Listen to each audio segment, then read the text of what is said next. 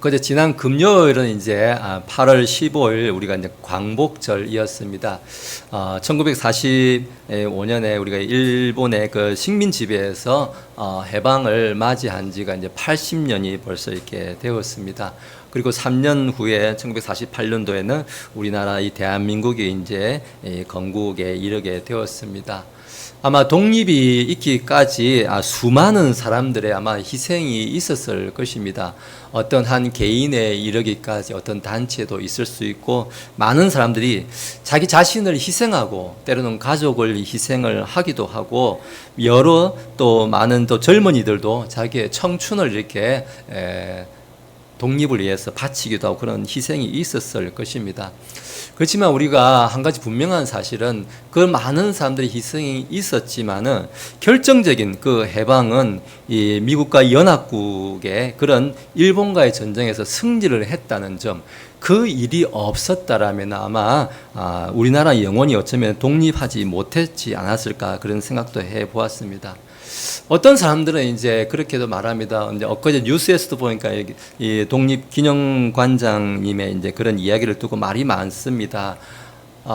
우리나라의 독립은 그런 많은 뭐 윤봉길 의사나 이런 독립운동가들이 이렇게 독립운동을 해서 한 거지, 뭐 연합국에 뭐 승리를 했다고 하니까 뭐 매국노다 막 이렇게 이제 비난도 하고 하는 그런 뉴스를 제가 보았습니다. 사실 현실적으로 냉혹하게 이야기하면은 미국의 원자 폭탄이 없었다라면 어쩌면은 우리나라는 그때 당시에 해방이 되지 못하지 않았을까, 저는 그런 생각도 쉽게 할 수가 있습니다. 우리는 그때 당시에 우리나라는 일본의 사실 노예와 같은 삶을 살았습니다. 노예란 게 뭡니까? 노예란 것은 자기 스스로 자기의 힘으로는 어떤 노력을 해도 절대로 그 상태를 벗어날 수가 없습니다. 그 신분을 바꿀 수가 없습니다. 자기한테 뭐 힘이 있다고 해서 자기가 뭐 물질이 많아진다고 해서 이 노예라는 신분을 바꿀 수는 없습니다. 어떻게 노예의 신분을 바꿀 수가 있습니까? 자기를 지배하고 있는 그것을 뒤엎을 만한 그런 능력이 있는 어떤 다른 힘이 있어야 되는 거예요. 그 힘에 의해서 자기는 노예의 신분을 벗어날 수가 있는 것입니다. 마찬가지로 우리 인간은 어떤 존재입니까? 아담 이후로 모든 사람은 죄의 노예였습니다. 또 성경적으로 말하면 우리는 또 마귀의 노예, 사탄의 노예로 다 살던 사람이었습니다. 근데 우리가 어떻게 해방이 되었습니까? 그 사탄 마귀를 원자 폭탄보다도 더 강력한 힘으로 이렇게 쳐부수고 이렇게 물리치신 분이 예수님의 십자가였습니다. 그 예수님의 십자가의 능력이 없었다면 우리는 뭐 윤봉길 의사, 뭐 무슨 의사가 아니라 뭘 한다고 해도 절대로 우리는 노예에서 벗어날 수가 아마 없을 것입니다. 오늘 저는 이런 광복절이 좀 되면 좋겠습니다. 우리나라도 마찬가지입니다. 우리 개인도 마찬가지입니다. 우리를 그 80년 전에 이 나라를 구원하신 분은 하나님, 특별히 예수 그리스도였습니다. 우리를 죄에서 구원하신 분도 예수 그리스도라는 것입니다. 우리는 자꾸 어떤 사람들, 특별한 사람들의 그런 기억들, 그런 수고와 공로를 자꾸 기억하려고 합니다. 그 사람들의 어떤 결과물이라고 생각하는데 그렇지 않다는 것입니다. 모든 세상 역사도 우리 모두도 개인도 다 하나님의 역사 가운데 있었다라는 것을 먼저 우리가 기억하면 좋겠습니다. 오늘 말씀을 이렇게 보니까 예수님과 제자들이 지금 가이사라 빌립보라는 이제 도시로 이렇게 들어오면서 장면이 시작이 됩니다. 이 가이사라 빌립보라는 이 도시는 헤롯 대왕이 있었죠. 헤롯 대왕이 있고 그 아들 헤롯 빌립이라는 왕이 이제 분봉왕이라고 하는데, 헤롯 빌립이라는 그 왕이 그 당시에 로마의 황제, 이제 우리는 카이사르라고 하는데 우리 한글 성경에서는 가이사 혹은 뭐 가이사라 이렇게 번역을 합니다. 어쨌든 그 가이사라고 하는 그 황제에게 잘 보이려고 아부하려고 황제의 이름을 따고, 또 빌립보라는 것은 자기 이름 빌립을 따서 그렇게 황제 이름과 자기 이름을 합쳐서 이제 가이사라 빌립보라는 이제 그런 도시를 이제 건설해 놓은 곳이었습니다. 이곳에는 그래서 황제 신전이 아주 큰 신전이 있었습니다. 큰 신전도 있고 또 목축업을 그때 당시 많이 했기 때문에 그런 목축업의 그런 신이라고 하는 판이라고 불리는 그런 우상 신전도 거기에 있고, 아무튼 거기는 세상 문화와 그런 우상 문화가 굉장히 발달한 그 갈릴리 주변에서는 아주 큰 이제 대도시에 속하는 지역이었습니다. 지금 여기로 들어와 가지고 예수님께서는 제자들에게 한 가지 이제 질문을 이제 하기 시작하는데, 그 질문이 이렇습니다. 여기 사람들이 나를 누구라고 하느냐라는 이 질문으로서 오늘 이야기가 시작이 되는데, 제자들이 그렇게 대답합니다. 어떤 사람들은 침례자 요한이라 하기도 하고, 또 어떤 사람들은 엘리야라고 하기도 하고, 또 어떤 사람들은 대언자들 중에 하나라고 합니다. 이제 이렇게 이야기를 하고 있습니다. 아마 여기에서는 좋은 분들만 이야기하고 있습니다만은 실제로는 성경에 기록되지 않았지만은 나쁜 비유도 분명히 있었을 것입니다. 예수님을 세상 사람들이 다 좋아하지는 않았습니다. 왜냐하면 바리새인 서기관들은 아주 예수님을 싫어했습니다. 저기에 뭐 모세의 비유한다는 자체가 그 사람들을 싫어했기 때문에 아마 저거 말고도 더 많은 비유가 있었을 것입니다.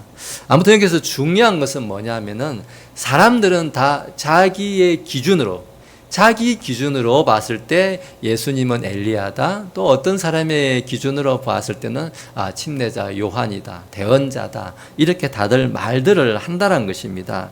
늘 자기 기준에서 예수님을 생각하려 한다라는 것입니다. 그래서 오늘 예수님께서 제자들에게 다시 묻습니다. 그러면 사람들은 그러는데 너희들은 나를 누구라고 하느냐, 이렇게 예수님이 다시 물으니까 오늘 베드로가, 그래도 우리가 수석 제자라고 하는 베드로가 이제 멋진 대답을 하는데, 오늘 주께서는 그리스도십니다. 원래 영어 성경이나 원어 성경에서는 주라는 말은 세상에 없는 말입니다. 이게 영어도 따우라는 뜻인데 당신은 이런 뜻이에요. 실제 한 말은 이 세상에 주께서는 당신은 그리스도십니다. 그런 성경은 세상에 없습니다. 그냥 한글로 지금 그렇게 번역했을 뿐입니다. 당신은 하나님의 아들이십니다. 지금 이렇게 베드로가 이야기했습니다. 우리 마태복음 똑같은 이제 이 내용이 있는 마태복음 16장에 가면은 주는 그리스도시요 살아계신 하나님의 아들이십니다라고 이제 아주 멋진 100점짜리, 뭐 1000점짜리, 만점짜리 대답을 잘 하고 있습니다. 근데 우리가 마태복음 16장에 가면은 제가 이 똑같은 말씀이 있었다고 했습니다. 예수님께서 이 참 대답을 잘한 베드로를 칭찬하시죠. 그러면서 바요나 시모나 하면서 내가 복이 있도다 이렇게 이야기하죠. 근데 그 다음 말이 중요합니다. 이것을 알게 한 이는 네 살과 피가 아니라고 말. 지금 이거는 마태복음 16장에 있는 말씀입니다. 이것을 알게 하신 이는 너의 살과 피가 아니다라고 이야기합니다. 네 자신이 이것을 아는 것이 아니다. 네 자신이 지금 고백한 게 아니다라고 말합니다. 누가 고백한 것이냐? 하늘에 계신 내 아버지께서 너를 통해서 그걸 고백하도록 하신 것이다 라고 정확히 예수님께서 알려주고 있습니다. 베드로는 참으로 탁월한 고백이었습니다. 어떤 사람들과 비교할 수 없는 고백이었지만 그 고백은 오늘 예수님의 말씀에 따르면 베드로 자신의 고백이 아니라는 것입니다. 누가 했다고요? 하늘에 계신 아버지께서.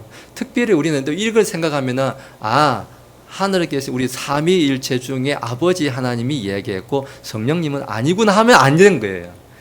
곧 성령께서 하셨다라고 그렇게 이해해도 아무런 문제가 없는 말입니다. 성령께서 그렇게 하셨다라고 우리가 이해하면 되는 것입니다. 우리 아담 이후에 어떻습니까? 모든 사람은 아까 제가 다 죄의 노예, 사탄 마귀의 노예였다. 이제 그렇게 이야기하는데 왜 그렇습니까? 다 죄로 인해서 우리는 전적으로 타락을 했기 때문입니다. 세상이 다 우리가 타락했기 때문에 다 우리는 죄의 노예였다라는 것입니다. 근데 오늘 베드로는 100점짜리 이렇게 대답을 할 수 있었던 것은 뭡니까? 하나님께서 그렇게 해 주신 은혜라는 것입니다. 많은 사람들 어떤 특별한 교회만 그렇지 않습니다. 지금도 현재 많은 교회들에서도 인간의 자유의지에 대해서 말하는 교회가 많습니다. 우리 이 자유의지로서 내가 믿습니다 해야 된다고 하는데 오늘 성경은 뭐라고 말합니까? 그것은 살과 피가 아니라 베드로 너의 살과 피가 너 자신이 한 게 아니다라는 것입니다.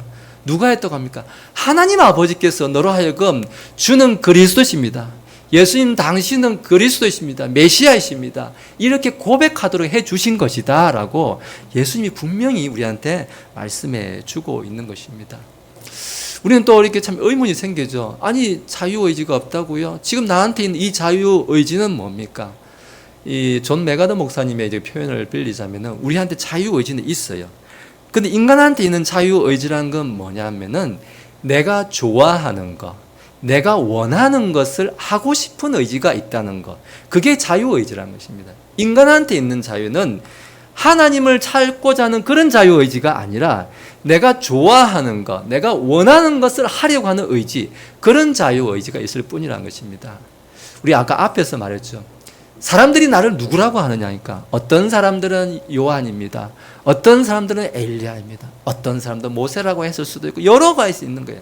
사람들은 자기 기준에 예수님이 누가 뭐라 하든지 말하든지 내 눈에는 엘리야야, 내 눈에는 모세야, 내 눈에는 선지자야, 이렇게 늘 자기 기준으로서 말하려고 하는 게 그게 사람들의 심리라는 것입니다. 우리도 똑같습니다. 우리하고 다르지 않습니다. 우리도 똑같은 그런 존재입니다. 우리도 하나님의 은혜가 아니시면 예수님을 우리의 주님이라고 우리가 고백할 수 없는 존재인데 하나님의 은혜로 오늘 우리가 그렇게 고백하고 구원받았다는 것입니다. 그래서 우리 성경은 무엇라고 말하면은 성경이라는 것은 항상 우리 인간의 본성은 자기 부인, 자기 십자가 이런 것을 우리가 할 수 없는 존재라는 것입니다. 이것을 누가 가능하게 합니까? 하나님께서 이렇게 가능하게 하셨다라고 먼저 말씀해 주십니다.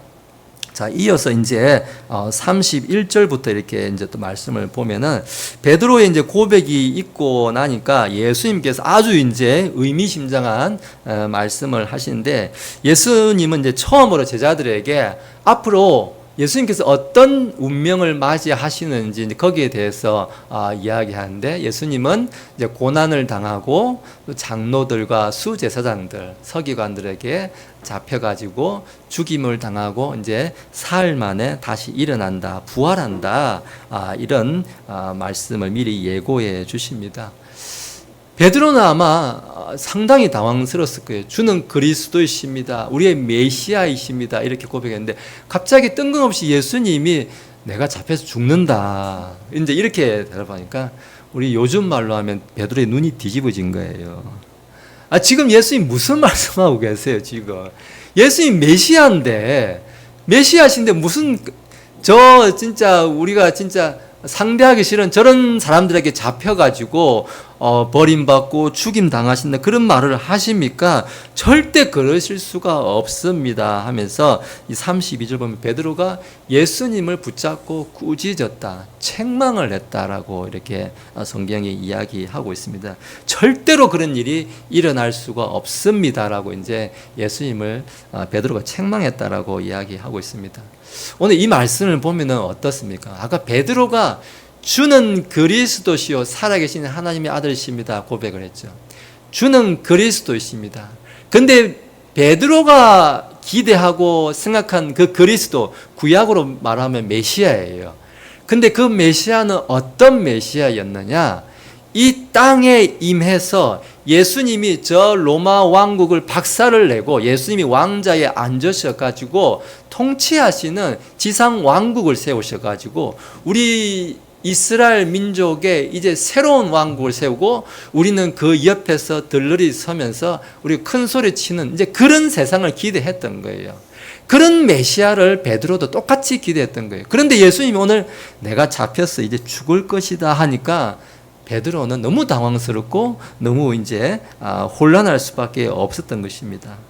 그래서 예수님께서 이제 베드로를 책망합니다. 여기 보니까 사탄아, 베드로를 부르면서 사탄아 하면서 너는 내 뒤로 물러가라 이렇게 말합니다. 여기 또 사탄이라 적혀 있다고 해서 문자 그대로 예수님이 진짜 베드로한테 사탄이라고 했더라 하면 곤란합니다. 베드로가 사탄이다 생각하면 절대로 그렇게 오해하면 안 됩니다. 베드로가 지금 사탄한테 이용당하고 있고 지배당하고 있고 이런 상황을 말씀하시는 거지 베드로가 사탄이라는 뜻은 결코 아닙니다. 그렇게 문자적으로 이해하면 안 됩니다. 오늘 말씀은 보니까 베드로는 주는 그리스도십니다 고백을 했지만은 어떤 고백이었습니까? 자기가 생각하는 왕국의 그리스도 메시아였던 거예요. 예수님이 생각하고 예수님이 계획하고 예수님이 예비하고 이 땅을 통치하고 하는 그런 왕국이 아니었던 거예요. 베드로 역시 마찬가지로 인간적인, 아까 앞에서 주는 어떤 사람은 엘리야라고 하기도 하고 선지자라고 하기도 했던 그 사람들과 사실 별반 다를 게 없었던 상태였던 거예요. 여전히 베드로도 예수님에 대해서 잘못 알고 있었습니다. 육신적인 메시아, 그런 세상적인 메시아 그리스도를 기대하고 있었다라는 것입니다. 그래서 오늘 34절에서 예수님께서 계속 말씀합니다. 누구든지 나를 따라오려거든 자기를 부인하고 자기 십자가를 지는 사람이 나를 따라올 수 있다. 예수님이 이렇게 말하고 있습니다. 예수 믿는다는 것, 오늘 다르게 말하면 뭐냐면은 예수님이 이렇게 정의합니다. 자기를 부인하고 나는 틀렸습니다 라고 말하고 자기 십자가를 지고 따를 수 있는 사람이 그 사람이 나를 믿는 사람이고 나를 따르는 사람이다, 이렇게 말해주고 있습니다. 좀 더 쉽게 말하면 이런 겁니다. 우리 구원이라는 것은 어떻습니까? 구원받는다는 것은 공짜예요. 맞습니다.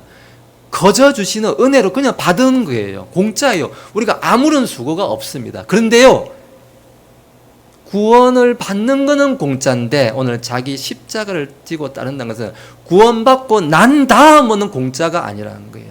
구원받는 것은 공짜예요. 그런데 구원받았으면 그 다음부터는 십자가를 지는 일이 있어야 된다는 것입니다.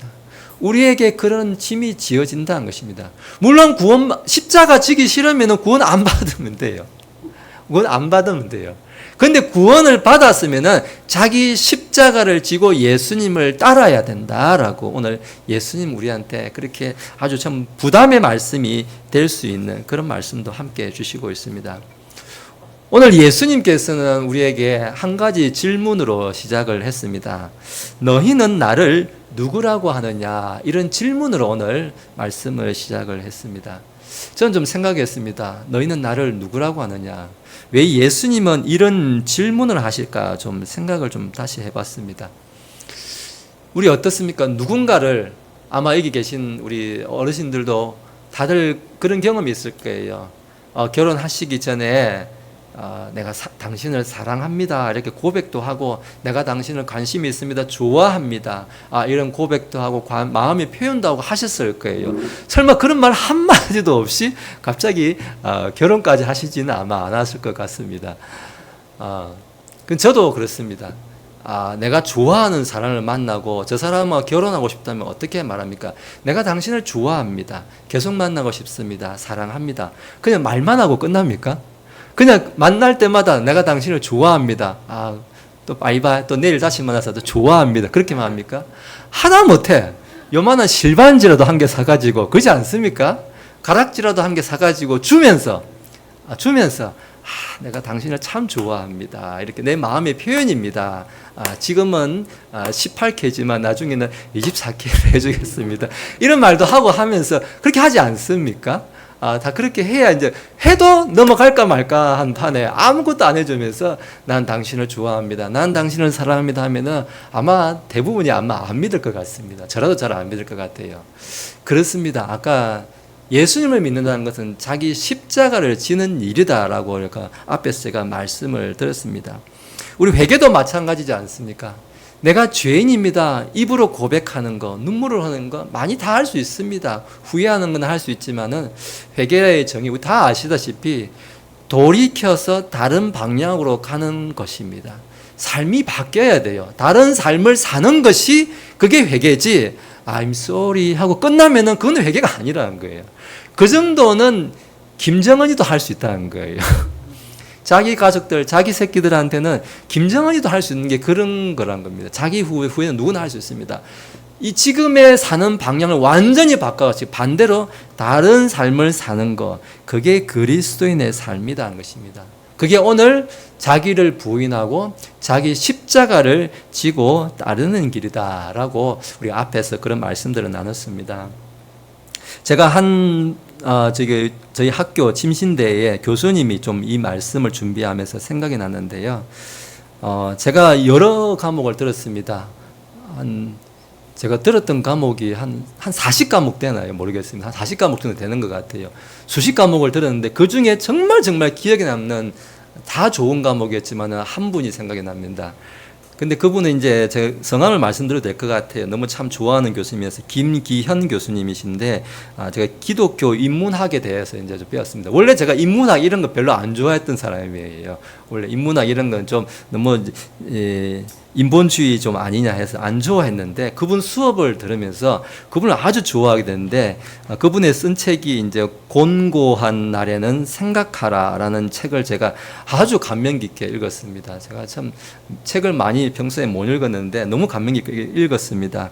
아마 책이 너무 좋아서 우리 존스 아메님께도 아마 지난번 선물도 해드리고 이제 그랬습니다만 한번 읽어보면 좋겠습니다.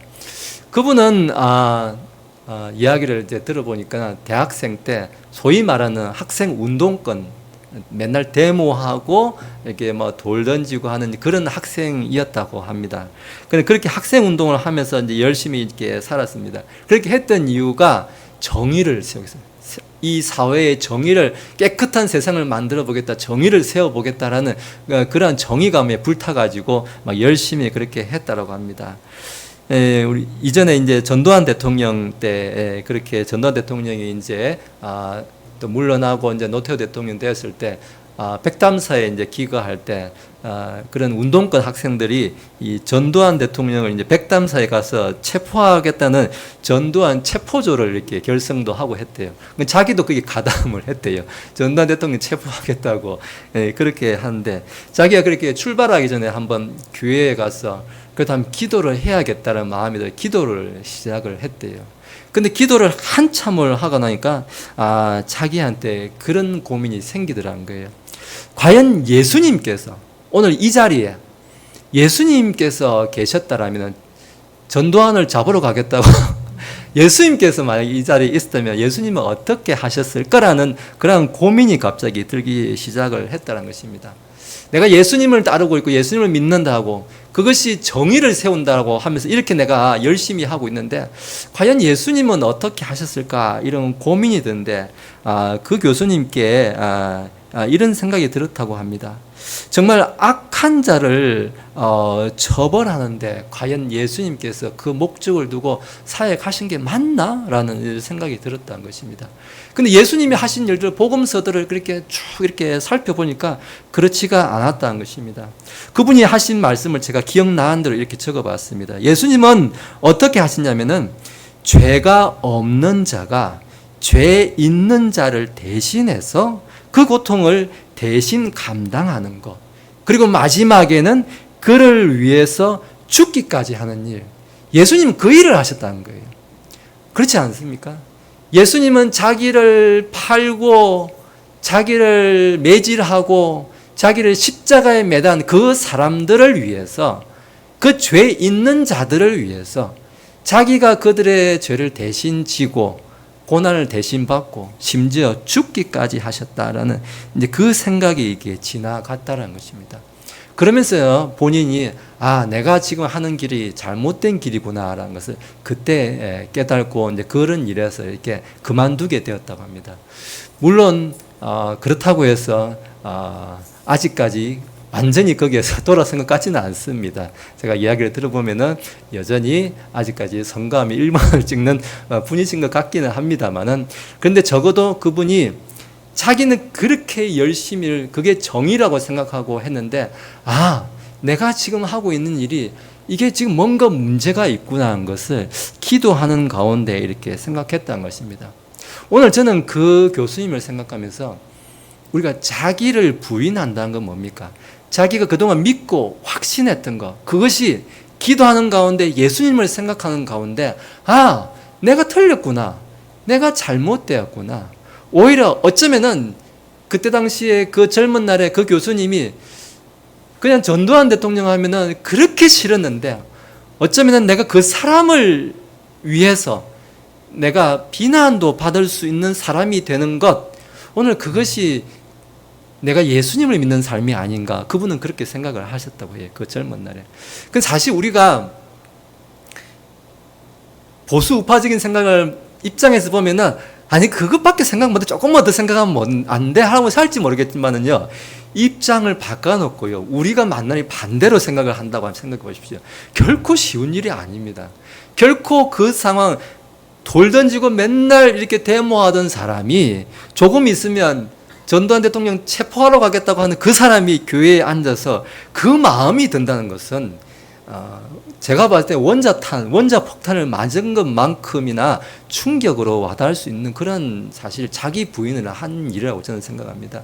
그래서 제가 그분 수업을 이렇게 한 학기 동안 들으면서 너무 좋은 이야기를 많이 이렇게 접하게 되었습니다. 제가 예전에도 공고한 날에는 생각해라 우리 뒤쪽에 책도 한번 이렇게 비치를 해서 아마 우리 성도님들 읽으신 분도 계실 거예요. 그러니까 좋은 내용이 정말 많습니다. 우리는 성경 안에만 이렇게 뭔가 이렇게 진리를 찾으려고 물론 진리는 성경 안에 있습니다만은 우리가 성경을 이해하는 도구로서 그러한 책들도 굉장히 유익함을 준다는 것을 좀 우리가 이렇게 이해를 하면 좋겠습니다. 우리 세상 사람들은 어떻습니까? 우리 그리스도인들을 볼 때에 그리스도인들이 멋진 모습, 어떤 세상에서 좀 잘 나가는 모습 이런 것을 보고 예수님을 보려고 할까요? 잘 보이지 않습니다. 그런 것으로는 예수님이 잘 보이지 않습니다. 오히려 세상 사람들의 눈에는 어떤 것을 기억하고 있습니까? 우리 믿음의 사람들이 흘리는 그 눈물 한 방울을 그들은 기대하고 있습니다. 우리가 지는 십자가, 우리가 당하는 고통, 근데 그들은 무엇을 기억하는 줄 아십니까? 그 사람들은 믿지 않는 자들은 저 사람은 예수쟁이야. 그래도 저 사람은 예수쟁이야. 최소한 저 사람은 예수쟁이야. 나는 저 사람이 싫어.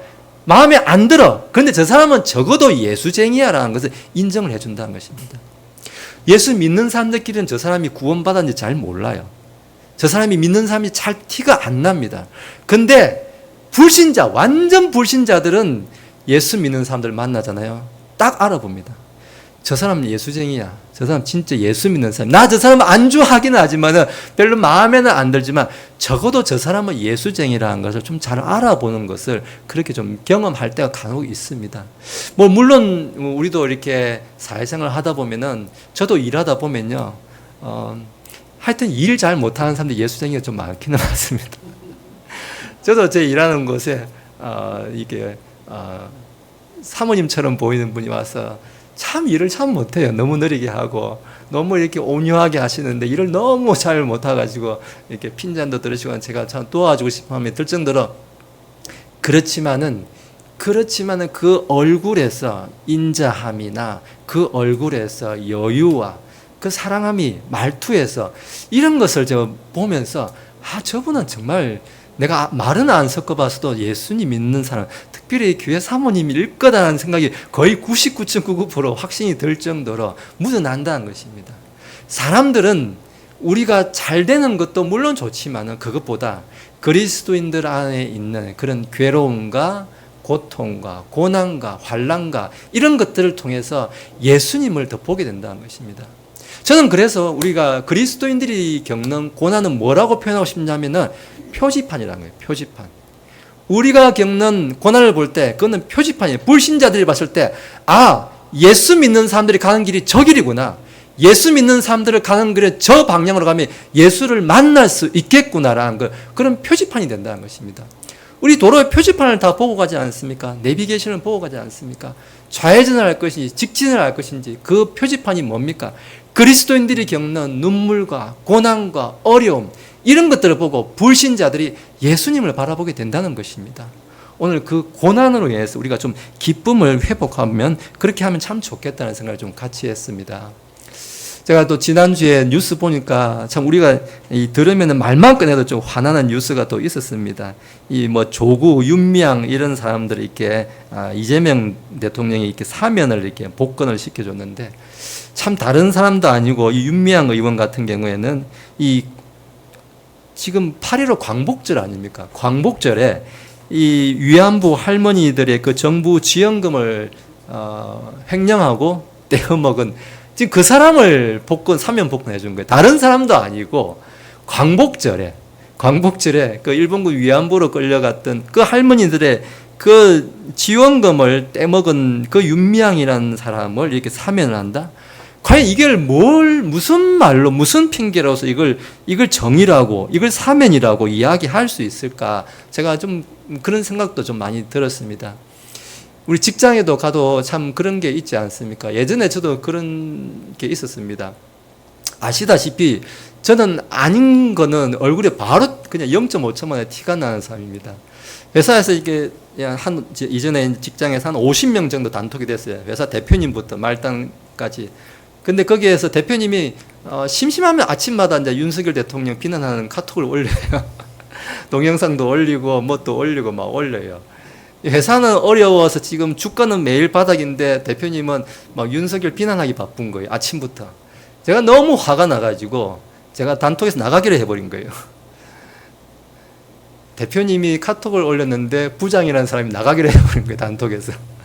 어떻겠습니까? 아마 그 회사에서 아마 그래서 사람들이 지금 우리가 잘못 본 거니 단톡을 잘못 본 거니 이제 이런 분위기도 있을 정도로 저는 싫으면 싫다고 분명히 이렇게 좀 말을 하는 편이었습니다. 사람들 그래서 제가 대화를 많이 안 했습니다. 왜냐하면 말을 하면 대부분이 모여 앉아가지고 다 비난하고 이런 이야기 하는데 제가 거기서 있으면 분명히 저는 또 참지 못하고 또 소신 발언을 하면 또 사람들 불편해지기 때문에 아예 저는 대화를 잘 안 했습니다. 그리고 틀렸으면 틀렸다, 싫으면 싫다, 잘못됐으면 잘못됐다 이렇게 이야기하다 보니까 좀 제가 좀 왕따도 있기도 있고 좀 그랬던 것 같습니다. 사람들은 어떻습니까?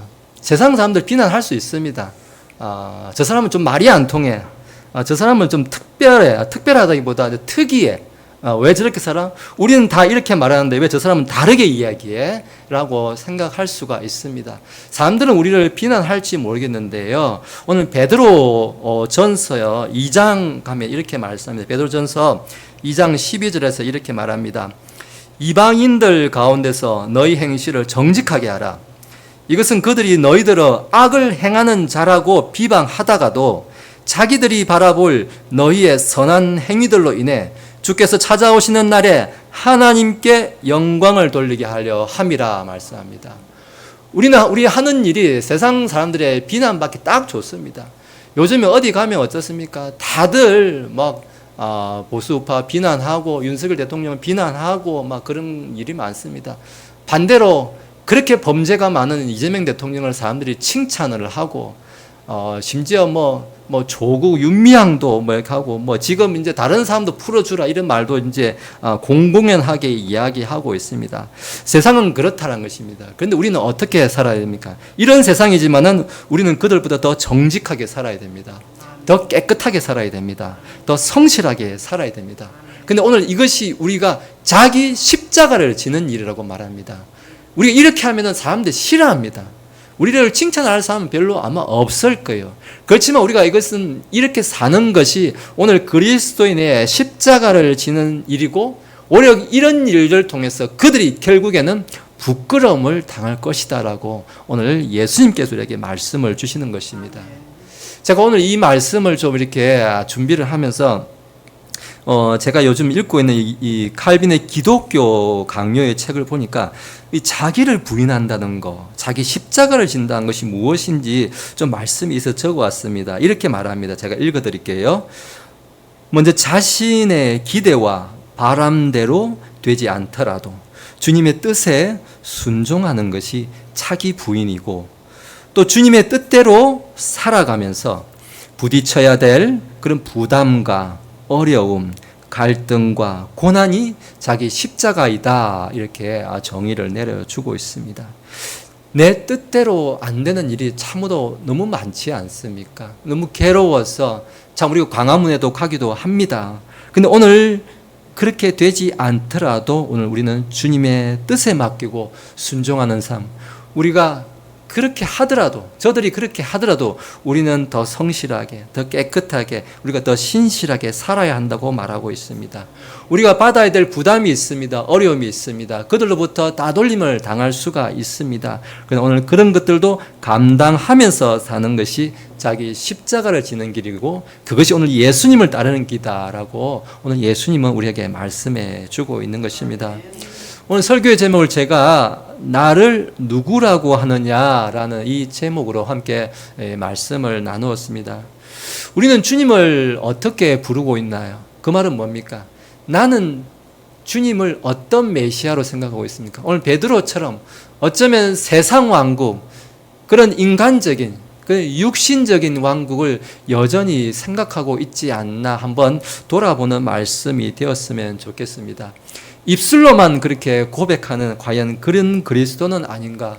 내가 지식으로 아는 그런 예수가 아닌가? 오늘 그런 것들을 한번 돌아보는 시간이 되면 좋겠습니다. 오늘 예수님은 우리의 삶으로, 다르게 말하면은 자기 부인하는 거, 자기 십자가를 지고 가는 거, 자기 부담을 감당하는 것, 오늘 이런 것들을 오늘 사는 것이 예수님을 따르는 길이다라고 그렇게 말씀하고 있습니다.